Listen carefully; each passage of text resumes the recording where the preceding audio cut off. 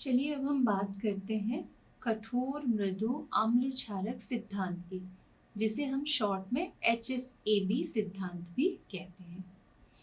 पर HSAB सिद्धांत को जानने के पहले हम थोड़ा सा बात करते हैं अम्ल और क्षार के बारे में।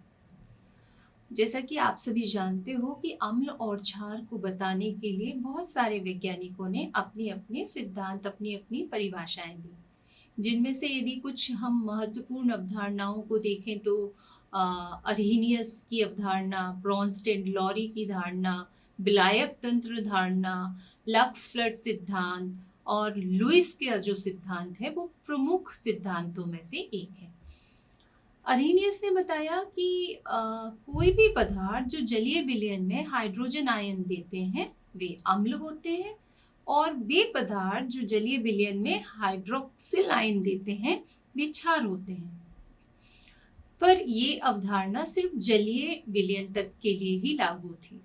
इसके बाद आई ब्रोंस्टेड की अवधारणा, जिसमें उन्होंने कहा कि कोई भी पदार्थ जो H+ आयन यानी प्रोटॉन देता है उसे अम्ल कहा जाता है, और वो पदार्थ जो H+ आयन लेता है उसे क्षार कहा जाता है। सन 1923 में लुईस ने अम्ल और क्षार को इलेक्ट्रॉन के आधार पर परिभाषित किया। उन्होंने बताया कि वे पदार्थ जो इलेक्ट्रॉन युग्म देते हैं वो क्षार कहलाते हैं, और जो इलेक्ट्रॉन युग्म लेते हैं उन्हें अम्ल कहते हैं।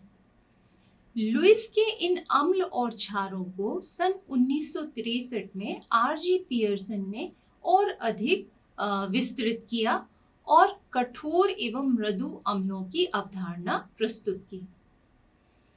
पियर्सन की इस अवधारणा के पहले सन 1958 में ऑरलैंड, चैट और डेविस नाम के वैज्ञानिकों ने यह पाया कि जो धातु आयन और लिगेंड होते हैं, ये इनका धातु आयन का विभिन्न लिगेंडों के प्रति जो बंध बनाने की प्रवृत्ति होती है वो अलग अलग होती है। प्रत्येक धातु आयन सभी लिगेंडों के साथ आसानी से बंध नहीं बनाते। कुछ के साथ तो ये आसानी से बंध बनाते हैं और कुछ के साथ आसानी से बंध नहीं बनाते, और इसी आधार पर धातु आयन और लिगेंडों को दो भागों में वर्गीकृत किया गया। सबसे पहले आए अवर्ग धातु, जिन्हें हम क्लास ए मेटल्स कहते हैं।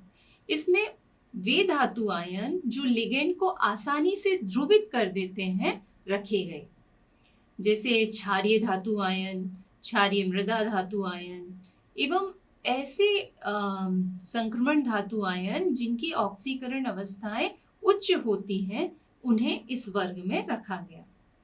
दूसरा वर्ग बनाया गया बा वर्ग, जिसे क्लास बी मेटल्स कहते हैं। वे धातु आयन जो लिगेंडों को कठिनाई से ध्रुवित करते हैं इस वर्ग में रखे जाते हैं। इस वर्ग में सामान्यतः भारी संक्रमण धातु और निम्न ऑक्सीकरण अवस्था वाले संक्रमण धातुओं को रखा गया है।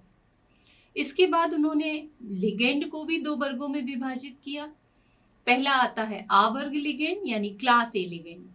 आवर्ग लिगेंड में उन लिगेंडों को रखा गया जो आ वर्ग की धातुओं के साथ आसानी से संयुक्त हो जाते हैं, जबकि बा वर्ग लिगेंड में उन लिगेंडों को रखा गया जो धातु आयन जो बा वर्ग वाली धातु आयन के साथ आसानी से संयुक्त हो जाते थे। दोस्तों, हम सभी जानते हैं कि जो धातु आयन होते हैं जिन पर पॉजिटिव चार्ज है वो इलेक्ट्रॉन पेयर लेते हैं, तो वो सभी लुईस अम्ल होते हैं।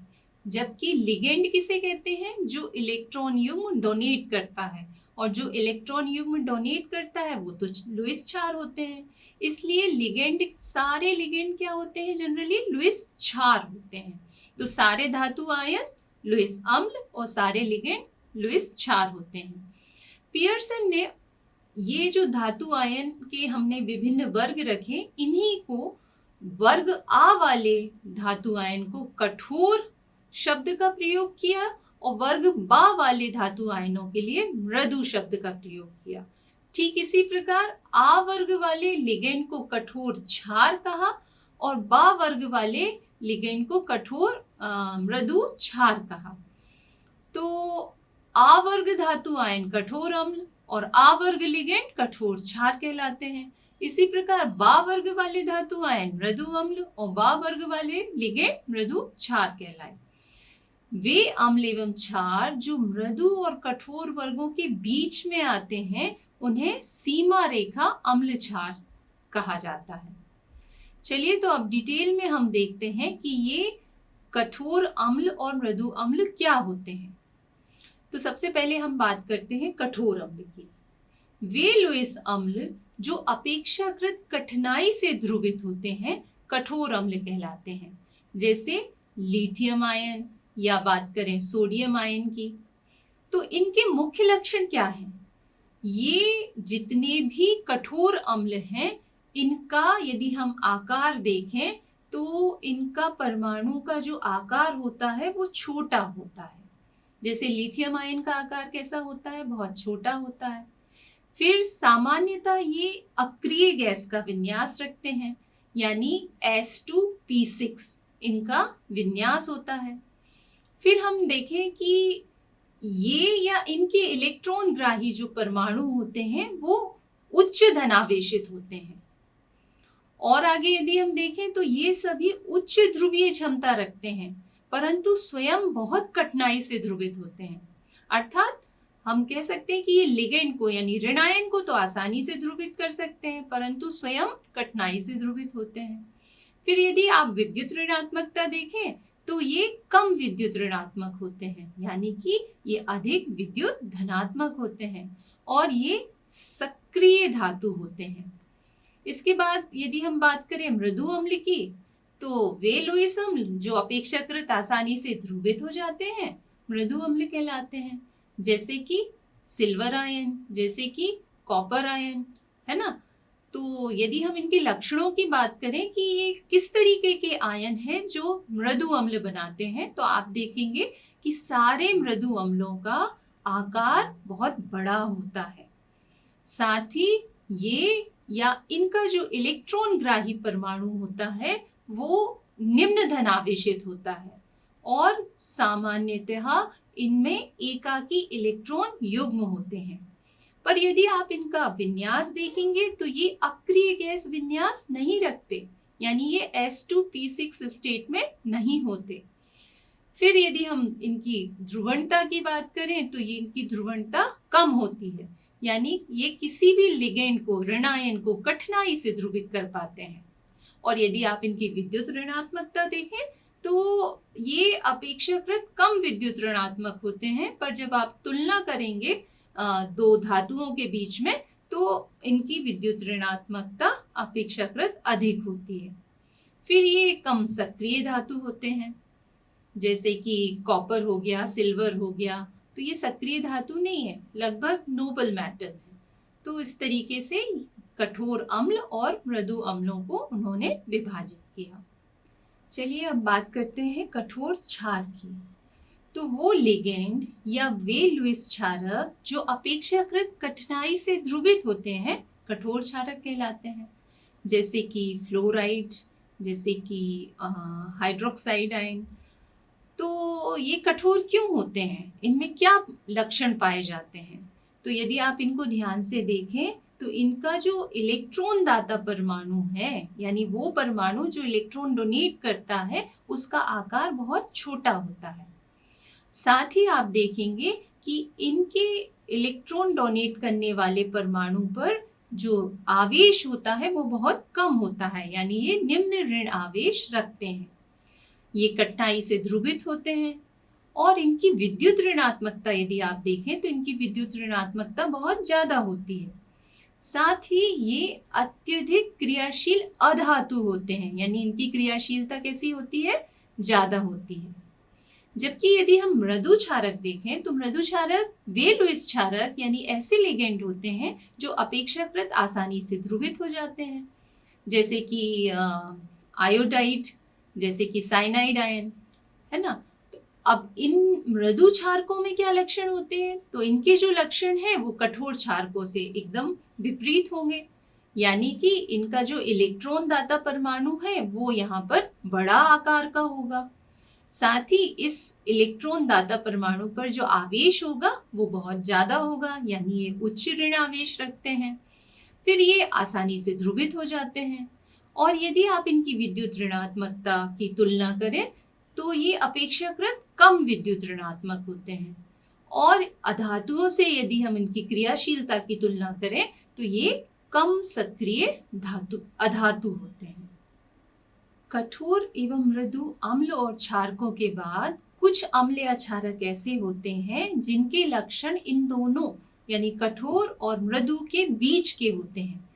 तो ऐसे अम्ल या क्षारक जिनके लक्षण कठोर एवं मृदु अम्लों या क्षारकों के बीच के होते हैं उन्हें सीमा रेखा अम्ल व क्षारक कहते हैं, यानी बॉर्डर लाइन।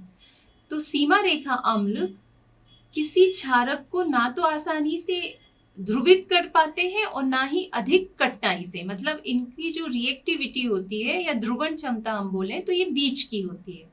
ठीक इसी प्रकार सीमा रेखा क्षारक जो होते हैं वो ना तो बहुत आसानी से ध्रुवित होते हैं ना ही बहुत कठिनाई से, यानी मीडियम इनकी ध्रुवित होने की क्षमता होती है। यदि हम इनको देखना चाहें तो हेलोजन ग्रुप में जो फ्लोराइड, क्लोराइड, ब्रोमाइड और आयोडाइड आयन है उनकी कठोरता का क्रम यदि आप देखें तो उनकी कठोरता किस तरीके से होगी।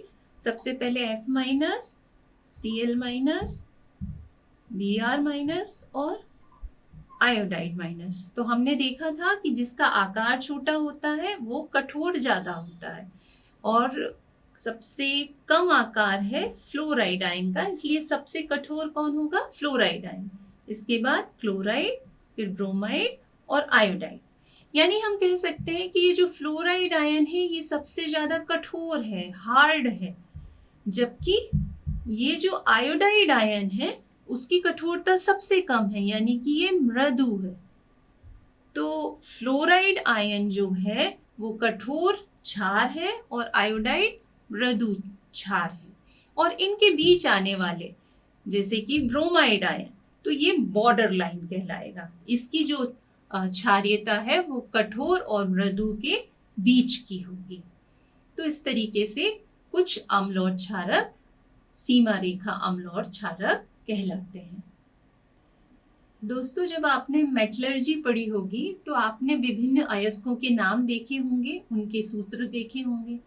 तो आपने यदि ध्यान दिया हो तो कुछ धातुएं जो होती हैं वो सल्फाइड के रूप में पाई जाती हैं, यानी उनके जो अयस्क होते हैं वो सल्फाइड के रूप में होते हैं, जबकि कुछ धातुओं के जो अयस्क होते हैं वो कार्बोनेट या सल्फेट या सिलिकेट के रूप में होते हैं। तो ऐसा क्यों होता है कि कुछ धातु सिर्फ सल्फाइड के रूप में है और कुछ धातुएं कार्बोनेट आदि के रूप में है। जैसे कि हम उदाहरण के रूप में देखें तो जो कॉपर होता है वो सल्फाइड के रूप में अपना अयस्क बनाता है, जबकि यदि कैल्शियम की बात करें तो कैल्शियम मुख्य रूप से कार्बोनेट के फॉर्म में पाया जाता है। तो ये बात सबसे पहले बर्जीलियस ने नोट की और उन्होंने ये पाया कि प्रकृति में जो कुछ धातुएं हैं वो सल्फाइड के रूप में पाई जाती हैं, जबकि कुछ कार्बोनेट, सल्फेट, ऑक्साइड आदि के रूप में पाई जाती हैं। और इस तथ्य को ही स्पष्ट करने के लिए पियर्सन ने अपना एक सिद्धांत प्रस्तुत किया जिसे कठोर मृदु अम्ल क्षारक सिद्धांत यानी HSAB सिद्धांत कहते हैं। आप इसे उल्टा भी कह सकते हैं, मृदु कठोर अम्ल क्षारक सिद्धांत यानी SHAB। पर यह सिद्धांत क्या है? इस सिद्धांत के अनुसार कठोर अम्ल कठोर क्षारों के साथ और मृदु अम्ल मृदु क्षारों के साथ क्रिया करने की प्रवृत्ति रखते हैं और यह सिद्धांत सभी रासायनिक क्रियाओं में लागू होता है। इस सिद्धांत को हम एक उदाहरण से देख सकते हैं कि यदि हमारे पास एक कठोर अम्ल और मृदु क्षार से बना हुआ यौगिक है और दूसरा मृदु अम्ल और कठोर क्षार से, तो जब इनके बीच आपस में रिएक्शन होगी तो उस रिएक्शन के दौरान जो उत्पाद बनेगा वो कठोर अम्ल कठोर क्षार और मृदु अम्ल मृदु क्षार वाला होगा। तो इसका क्या मतलब हुआ? इसका अर्थ है कि जो मृदु अम्ल कठोर क्षार है या जो कठोर अम्ल मृदु क्षार है वो अस्थायी होते हैं और ये आपस में रिएक्शन करके स्थायी यौगिक यानी मृदु अम्ल मृदु क्षार और कठोर अम्ल कठोर क्षारों में परिवर्तित हो जाते हैं। चलिए अब हम देखते हैं कि इस HSAB सिद्धांत के क्या अनुप्रयोग हैं। तो ये HSAB सिद्धांत बहुत ही महत्वपूर्ण सिद्धांत है जो विभिन्न चीजों के बारे में, विभिन्न अवधारणाओं के बारे में, विभिन्न स्थायित्व के बारे में हमें बताता है। तो सबसे पहले हम देखते हैं संकुल यौगिकों का स्थायित्व। पियर्सन के इस HSAB सिद्धांत के आधार पर हम बता सकते हैं कि संकुल स्थायी है या अस्थायी है। यदि हम बात करें कि कोई संकुल इस तरीके से बन रहा है कि A जो है वो आपका अम्ल है और B क्षार है और इनसे बनने वाला जो संकुल है वो AB है, तो अब ये AB स्थायी होगा कि अस्थायी होगा? तो यदि ये AB सेम नेचर का है, यदि ये दोनों हार्ड है तो स्टेबल होगा, स्थायी होगा, या यदि दोनों ये सॉफ्ट है तो स्थायी होगा। यानी कठोर अम्ल और कठोर क्षार होंगे तो स्थायी संकुल बनेगा, या यदि मृदु अम्ल और मृदु क्षार होंगे तो स्थायी संकुल बनेगा। पर यदि दोनों में से कोई एक कठोर होगा और दूसरा मृदु होगा तो बनने वाला संकुल अस्थायी होगा। तो इस प्रकार हम इस सिद्धांत के द्वारा बता सकते हैं कि बनने वाला संकुल का स्थायित्व क्या है।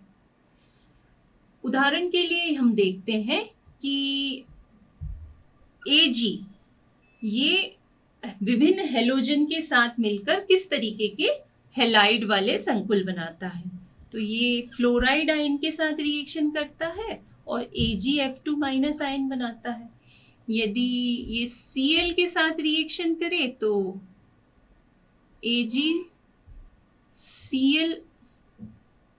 आयन बनाएगा। Cl की जगह यदि हम और थोड़ा सा स्पष्ट करने के लिए I ले लेते हैं यहाँ पर, तो AgI2। तो इन दोनों में यदि आप कंपेयर करें कि कौन सा संकुल स्थायी है, तो हम जानते हैं कि ये जो Ag+ है ये किस तरीके का अम्ल है? ये मृदु अम्ल है, सॉफ्ट है। और मृदु अम्ल है तो ये उसी लिगेंड के साथ स्थायी यौगिक बनाएगा जो मृदु होगा। तो यहाँ पर AgF2 में जो F है वो कैसा है? ये कठोर होता है। किस तरीके का क्षार है? कठोर क्षार है। जबकि हमने देखा था I इसका आकार बड़ा होता है और ये किस तरीके का क्षार है? ये मृदु क्षार है। तो अब आप बता सकते हैं कि कौन ज्यादा स्टेबल होगा? डेफिनेटली AgI2-, क्योंकि यहाँ जो कॉम्बिनेशन बन रहा है वो सॉफ्ट का बन रहा है, इसलिए AgI2- संकुल जो होगा वो ज्यादा स्थायी होगा AgF2- संकुल से। चलिए एक और उदाहरण से हम इस चीज को समझते हैं। हम यहाँ पर COF6 का एग्जाम्पल लेते हैं और साथ ही में CO यानी कोबाल्ट आयोडाइड लेते हैं। सेम लिगेंड हमने लिए हैं।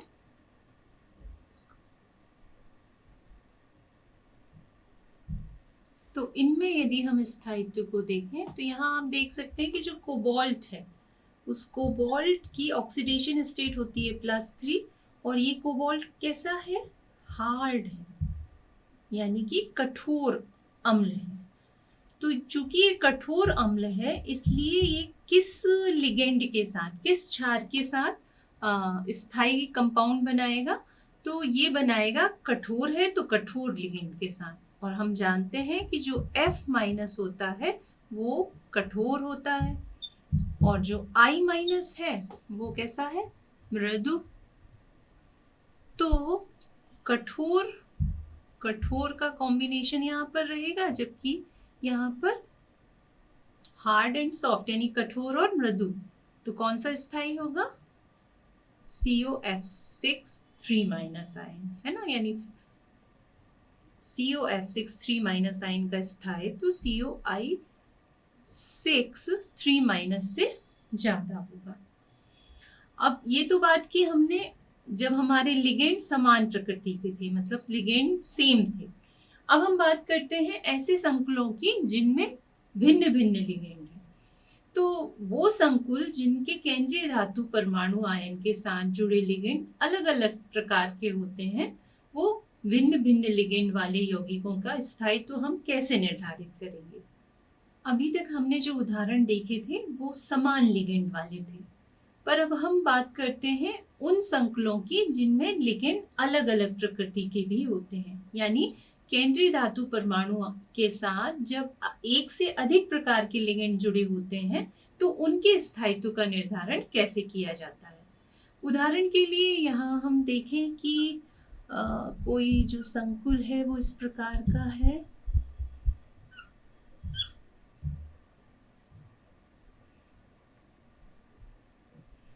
और एक दूसरा संकुल है जो इस प्रकार का है।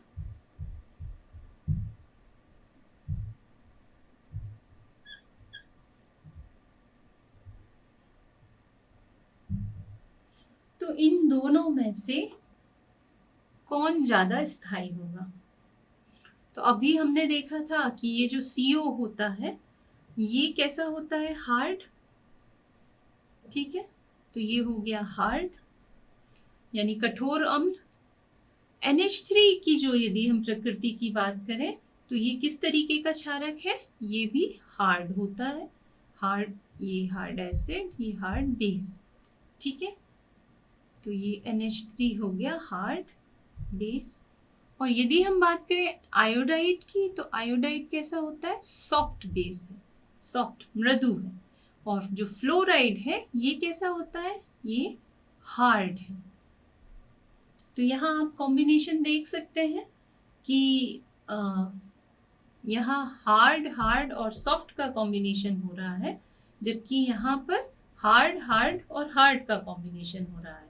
इसलिए कौन ज्यादा स्थायी होगा, जिसमें एक ही प्रकृति के लिगेंड और मेटल आयन है, यानी CONH3 5F2+ आयन जो है वो अधिक स्थायी होगा इस वाले संकुल की अपेक्षा से।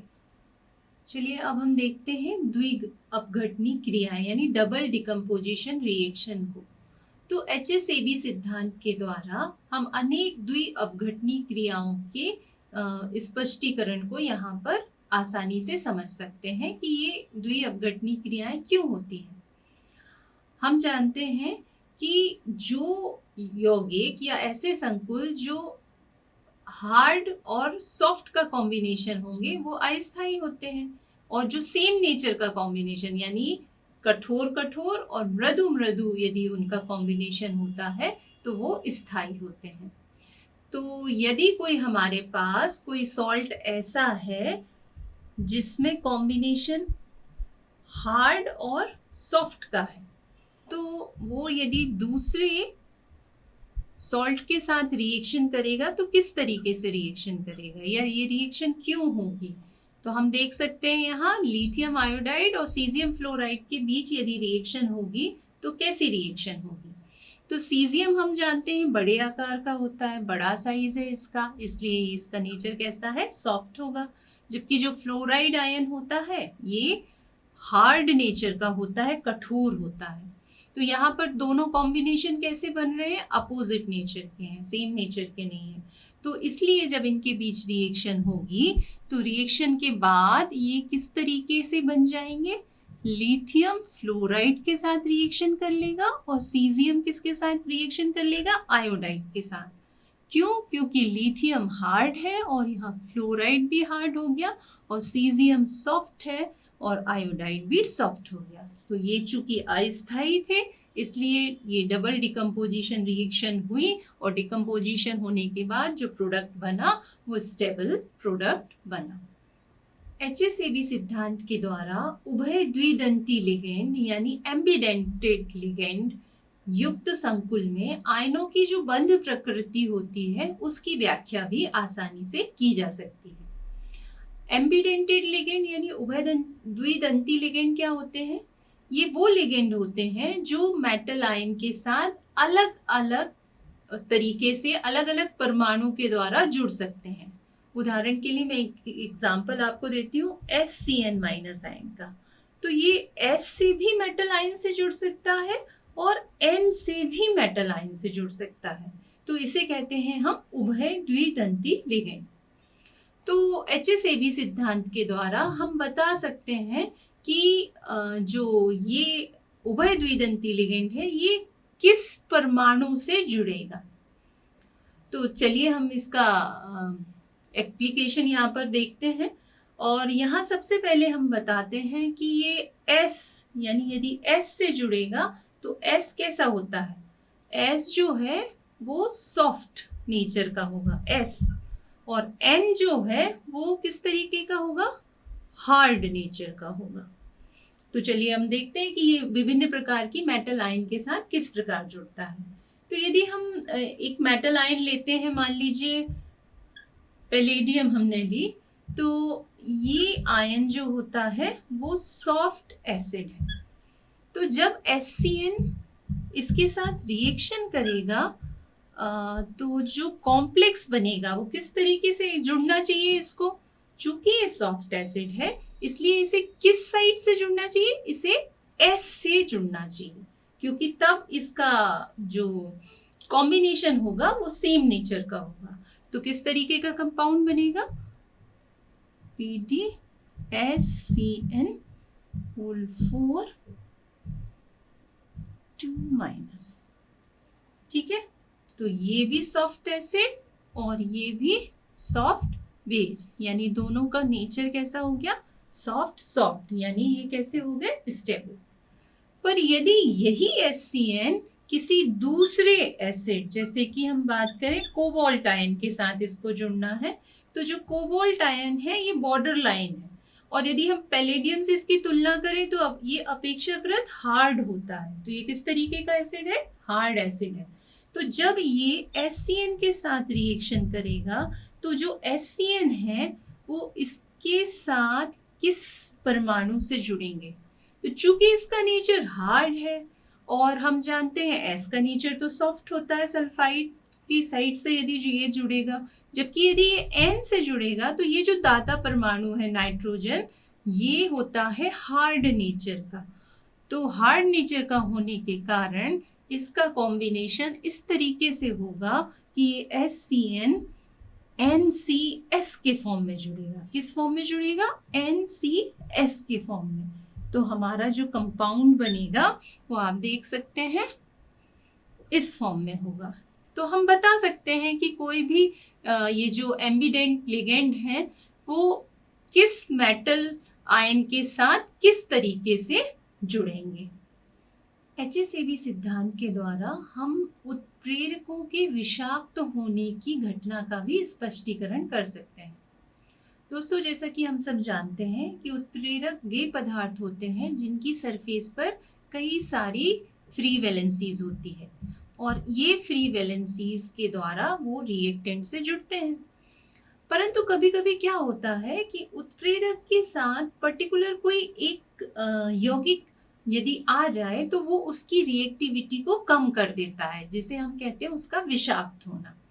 जैसे कि हम देखें कि जो प्लेटिनम होता है या पैलेडियम जो होता है, ये उत्प्रेरक का काम करते हैं, और यदि इनके साथ रिएक्शन के दौरान कुछ दूसरे सब्सटेंस जैसे कि आर्सेनिक, AS या CO ये सब उपस्थित हों या फास्फोरस, तो ये इसकी रिएक्टिविटी को कम कर देते हैं, यानी इसको विषाक्त कर देते हैं। तो ऐसा क्यों होता है कि आर्सेनिक की उपस्थिति में प्लेटिनम की जो रिएक्टिविटी है वो कम हो गई? तो ऐसा इसलिए होता है कि ये जो प्लेटिनम और पैलेडियम है ये किस नेचर के हैं? ये सॉफ्ट नेचर के हैं, मृदु हैं। तो ये मृदु अम्ल है। और ये जो आर्सेनिक और CO है ये भी किस नेचर के हैं? ये भी सॉफ्ट नेचर के हैं, सॉफ्ट बेस हैं। तो यदि आर्सेनिक या CO आपके पास उपस्थित होगा तो ये इनके साथ जो बॉन्ड बनाएगा वो किस नेचर का बॉन्ड होगा, वो स्टेबल बॉन्ड हो जाएगा, और स्टेबल बॉन्ड हो जाएगा इसलिए आसानी से टूटेगा नहीं। तो फिर ये रिएक्टेंट के साथ कैसे रिएक्शन करेंगे, यानी कि यदि लिगेंड मृदु होंगे तो वो ये मृदु उत्प्रेरक के लिए किस तरीके का काम करेंगे, उसको विषाक्त करने का काम करेंगे। तो इस तरीके से हम स्पष्ट कर सकते हैं कि कुछ के साथ उत्प्रेरक विषाक्त हो जाते हैं, जबकि यदि हम बात करें कि इसकी जगह यदि हम फ्लोरीन ले लें या ऑक्सीजन ले लें तो इन तत्वों के साथ ये विषाक्त नहीं होते। क्यों? क्योंकि इनका नेचर कैसा है, हार्ड है, ये हार्ड बेस है। तो चूंकि ये सॉफ्ट एसिड है इसलिए हार्ड बेस की उपस्थिति में ये विषाक्त नहीं होंगे, परंतु यदि हम सॉफ्ट बेस लेंगे, सॉफ्ट लिगेंड लेंगे तो ये आसानी से विषाक्त हो जाएंगे। दोस्तों, पदार्थ की विलेयता की व्याख्या भी हम HSAB सिद्धांत के द्वारा कर सकते हैं। कैसे कर सकते हैं? तो कोई भी पदार्थ किसी विलायक में तभी घुलता है जब उस पदार्थ का मृदु भाग विलायक के मृदु भाग से, या कहें कि कठोर भाग से संयुक्त होता हो। तो यदि हम विभिन्न धातु हैलाइड के विलेयता का क्रम, जैसे कि हम सिल्वर के हैलाइड यहाँ पर लेते हैं, और हम यदि इनकी विलेयता का क्रम देखना चाहते हैं तो देखते हैं कि किस प्रकार से ये वाटर में, जल में विलेय हैं। तो यदि आप इनकी विलेयता का क्रम देखेंगे तो वो कुछ इस प्रकार से आपको दिखेगा। तो ऐसा क्यों होता है कि AgF की विलेयता सबसे ज़्यादा है जबकि AgI की विलेयता सबसे कम? तो हम जानते हैं कि AgF में जो Ag है ये किस नेचर का होता है, सॉफ्ट नेचर का, सॉफ्ट एसिड है, जबकि जो फ्लोराइड है ये हार्ड नेचर का है, हार्ड बेस होता है। अब जब ये वाटर के साथ रिएक्शन करेगा तो किस तरीके से रिएक्शन होगी, H2O का कौन सा पार्ट Ag के साथ रिएक्शन करेगा, Ag के साथ रिएक्शन करेगा O वाला पार्ट, है ना, H2O का O वाला पार्ट, या हम कह सकते हैं OH माइनस आयन। तो ये है हार्ड और ये भी हार्ड। Ag तो सॉफ्ट होता है, ये हार्ड नहीं सॉफ्ट है, तो ये मृदु अम्ल है, और ऑक्सीजन कैसा है, हार्ड बेस है, तो ये मृदु अम्ल और कठोर क्षार। अच्छा, फ्लोराइड को देखें तो फ्लोराइड जो है इसके साथ कौन रिएक्शन करेगा, H2O का H यानी H प्लस आयन। तो ये फ्लोराइड आयन हार्ड है बेस, और H प्लस किस तरीके का है, हार्ड एसिड। तो यहाँ जो कॉम्बिनेशन आपको मिल रहा है वो किस तरीके का है, हार्ड का कॉम्बिनेशन। चलिए अब हम बात करते हैं AgI की। तो AgI में Ag तो इसी तरीके से रिएक्ट करेगा, पर यदि हम आयोडाइड को देखें तो आयोडाइड का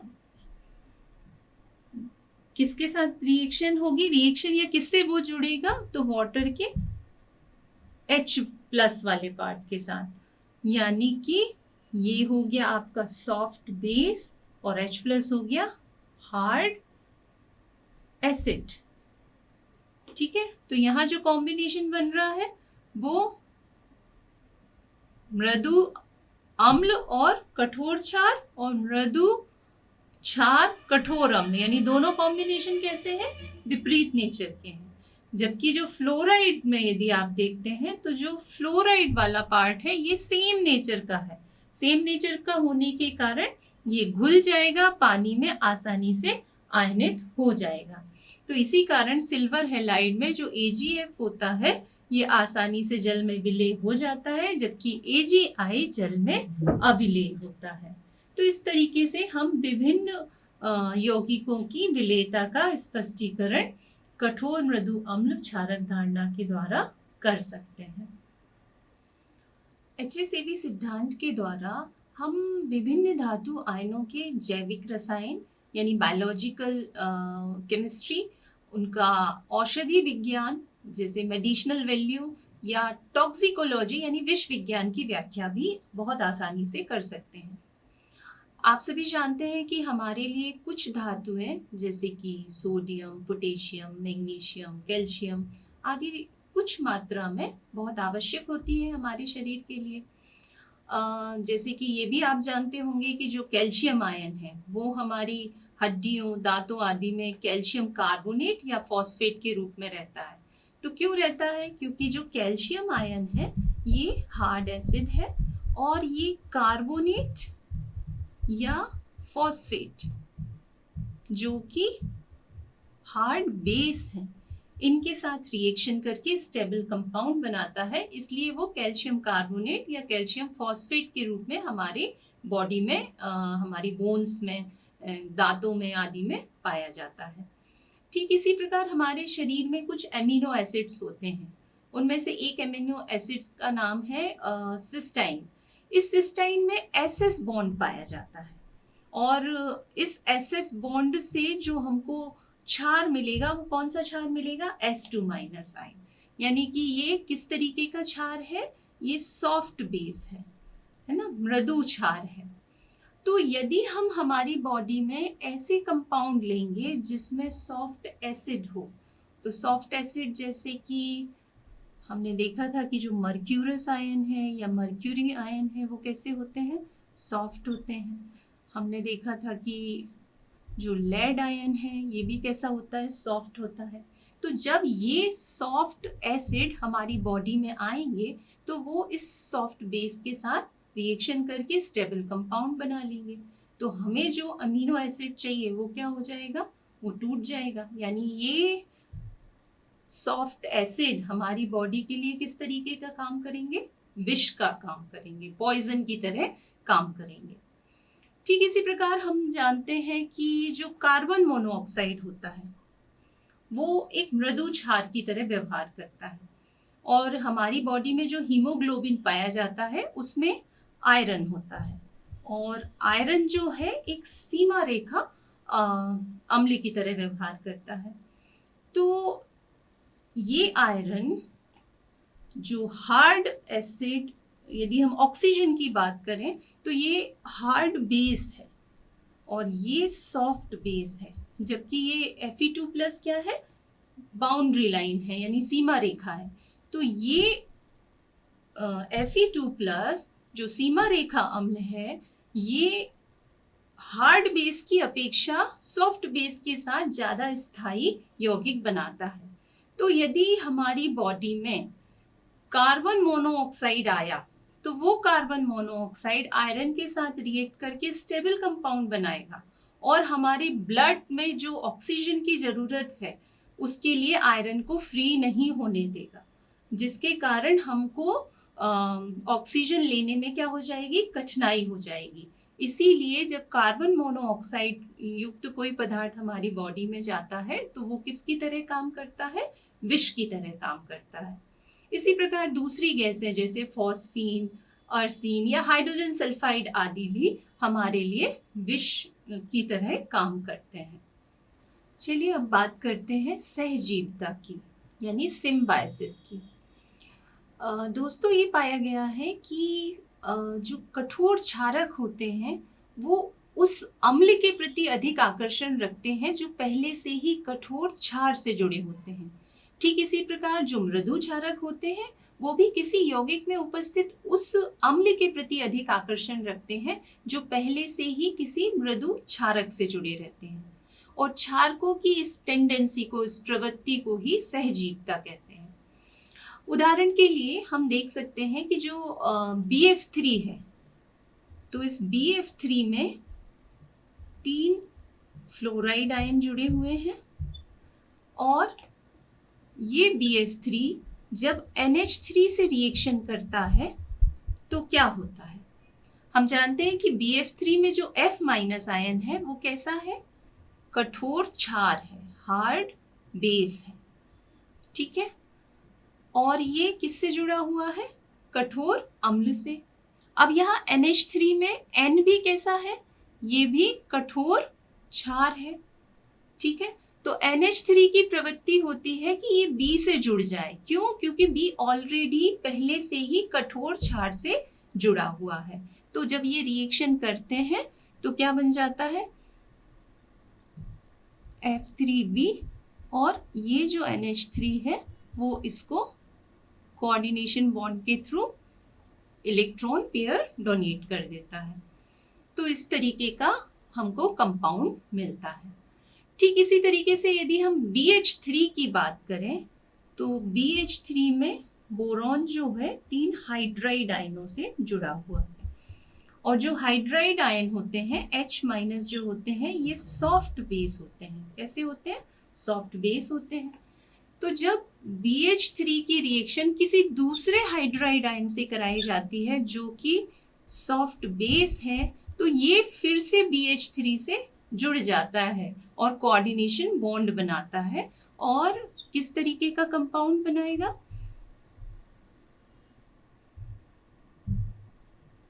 इस प्रकार से ये कोऑर्डिनेशन बॉन्ड से जुड़ जाता है, यानी कि आपको जो कंपाउंड मिलेगा वो बनेगा BH4-। तो हमने देखा कि जो क्षार होते हैं वो उसी अम्ल के प्रति आकर्षित होते हैं जिनकी प्रवृत्ति, यदि वो हार्ड है और हार्ड से जुड़े हुए हैं तो उनके साथ बॉन्ड बना लेते हैं। यदि मृदु क्षारक है तो वो उस अम्ल के प्रति आकर्षित होता है जो पहले से ही मृदु क्षारकों से जुड़े होते हैं। तो HSAB सिद्धांत के द्वारा हम सहजीविता को समझा सकते हैं। तो दोस्तों देखा हमने कि ये जो HSAB सिद्धांत है कितना महत्वपूर्ण सिद्धांत है। इसके द्वारा हमने विभिन्न जो रासायनिक क्रियाएं हैं, विभिन्न घटनाएं हैं, उन सब के बारे में स्पष्टीकरण देखा, और बहुत ही सरल स्पष्टीकरण है जिसे आप आसानी से याद रख सकते हैं। दोस्तों जैसा हमने पहले भी बात की थी कि HSAB सिद्धांत के द्वारा हम बता सकते हैं कि धातुएं कुछ निश्चित प्रकार के अयस्कों के रूप में ही प्रकृति में क्यों पाई जाती हैं। तो इसकी व्याख्या भी HSAB सिद्धांत के द्वारा की जा सकती है। हम जानते हैं जैसे कैल्शियम है, तो कैल्शियम आयन क्या है? कठोर अम्ल है। तो ये चूंकि कठोर अम्ल है इसलिए किसके साथ रिएक्शन करके स्टेबल कंपाउंड बनाएगा? ये कठोर क्षारक जैसे कि CO3 के साथ जब रिएक्शन करेगा, तो चूंकि ये हार्ड एसिड और ये हार्ड बेस, तो दोनों आपस में मिलकर जो कंपाउंड बनाएंगे वो कैसा होगा? स्टेबल होगा। इसीलिए जो कैल्शियम है मुख्य रूप से कैल्शियम कार्बोनेट के रूप में पाया जाता है। यदि बात करें एल्यूमिनियम की, तो एल्यूमिनियम जो होता है वो भी एक कठोर अम्ल है, और ये है कठोर अम्ल सामान्यतः ऑक्सीजन जो कि एक कठोर क्षारक है इसके साथ प्रकृति में पाया जाता है, और क्या बनाता है? अपना एल्यूमिनियम ऑक्साइड बनाता है। इस एल्यूमिनियम ऑक्साइड में दोनों ही हार्ड नेचर के हैं, इसीलिए एल्यूमिनियम ऑक्साइड स्थायी होता है, इसीलिए प्रकृति में एल्यूमिनियम ऑक्साइड के रूप में पाया जाता है। यदि किन्हीं दूसरे मृदु क्षारकों को हम देखें तो बहुत सारे जो मृदु क्षारक हैं जैसे कि सल्फाइड आयन है, तो ये मृदु अम्लों के साथ रिएक्शन करके स्टेबल कंपाउंड बनाते हैं, जैसे कॉपर, जैसे कि सिल्वर। तो ये जब इनके साथ रिएक्शन करेंगे तो आप देखेंगे कि कॉपर सामान्यतः कॉपर सल्फाइड के रूप में पाया जाता है। ठीक इसी प्रकार सिल्वर भी किस फॉर्म में पाया जाता है? सिल्वर सल्फाइड के रूप में पाया जाता है। तो हम देख सकते हैं कि जो प्रकृति में विभिन्न धातुएं पाई जाती हैं वो कठोर अम्ल और कठोर क्षार, यदि इनके बीच रिएक्शन हो रही है तो बनने वाला कंपाउंड स्थायी होगा और वो उसी प्रकार के अयस्कों के रूप में आपको मिलेंगी। ठीक इसी प्रकार यदि मृदु अम्ल है तो वो मृदु क्षारक के साथ जो अयस्क बनेगा उसी प्रकार के अयस्कों के रूप में प्रकृति में पाई जाती है। HSAB सिद्धांत के द्वारा हम क्षारीय मूलकों के जो सिस्टमेटिक एनालिसिस होती है, गुणात्मक विश्लेषण जो होता है, उसमें आपने देखा होगा कि हम विभिन्न मूलकों के लिए विभिन्न समूह अभिकर्मक चयनित करते हैं। तो विभिन्न क्षारीय मूलकों के लिए जो समूह अभिकर्मक चयन किए गए हैं वो क्यों किए गए हैं, इसकी व्याख्या भी HSAB सिद्धांत के द्वारा की जा सकती है। जैसे कि हम जानते हैं कि प्रथम समूह का समूह अभिकर्मक यदि हम देखें तो फर्स्ट ग्रुप का समूह अभिकर्मक क्या होता है, डाइल्यूट HCl। और प्रथम समूह में कौन कौन से तत्व आते हैं, तो Ag प्लस, Hg2 यानी मर्क्यूरस आयन और लेड आयन। तो हम जानते हैं कि जो Ag+ होता है और Hg2 यानी मर्क्यूरस आयन है, ये मृदु अम्ल है, सॉफ्ट एसिड है, जबकि ये जो लेड आयन होता है ये सीमा रेखा अम्ल है। तो ये सभी जो सीमा रेखा क्षारक Cl- इसके साथ रिएक्शन करके स्थायी क्लोराइड बनाते हैं और सामान्यतः ये क्लोराइड के रूप में अपक्षेपित हो जाते हैं। इसीलिए इनका समूह अभिकर्मक हम क्या लेते हैं, डाइल्यूट HCl। जबकि यदि आप सेकेंड ग्रुप की बात करें तो सेकेंड ग्रुप में सामान्यतः जो अभिकर्मक है वो है H2S, डाइल्यूट HCl की प्रेजेंस में H2S, यानी कि यहाँ कौन सा आयन रिएक्ट करेगा, सल्फाइड आयन। और हम जानते हैं कि सल्फाइड आयन कैसा होता है, मृदु क्षारक। और सेकेंड ग्रुप में जो तत्व आते हैं वो copper ion, cadmium ion, bismuth ion, इस तरीके से बहुत सारे जो जैसे कि टिन है आपका, ये सब सेकेंड ग्रुप में आते हैं और ये सभी क्या है, मृदु अम्ल की श्रेणी में आते हैं। तो चूंकि ये मृदु अम्ल है इसलिए मृदु क्षारक के साथ मिलकर स्थायी कंपाउंड बनाते हैं और आसानी से सल्फाइड के रूप में अपक्षेपित हो जाते हैं। इसीलिए सेकेंड ग्रुप में हम जो समूह अभिकर्मक लेते हैं वो क्या लेते हैं, H2S। यदि आप तृतीय ग्रुप की बात करें तो तृतीय ग्रुप में कौन कौन आता है, एल्यूमिनियम, आयरन और क्रोमियम। और हम जानते हैं कि ये एल्यूमिनियम, आयरन और क्रोमियम तीनों ही कैसे हैं, कठोर अम्ल हैं। तो चूंकि ये कठोर अम्ल है इसलिए ये कठोर क्षारक, जैसे OH- का O है ना, OH- का O एटम जो है जो कि कठोर होता है, इसके साथ रिएक्शन करते हैं। इसीलिए जो थर्ड ग्रुप का समूह अभिकर्मक है वो क्या है, NH4OH, NH4Cl की प्रेजेंस में NH4OH। तो इसी तरीके से हम बता सकते हैं कि और भी जो डिफरेंट हमारे क्षारीय ग्रुप हैं उनमें समूह अभिकर्मक हमने अलग अलग क्यों लिए हैं। तो इस तरीके से हम क्षारीय मूलकों के गुणात्मक विश्लेषण में लिए गए समूह अभिकर्मकों के चयन की व्याख्या यहाँ पर कर सकते हैं।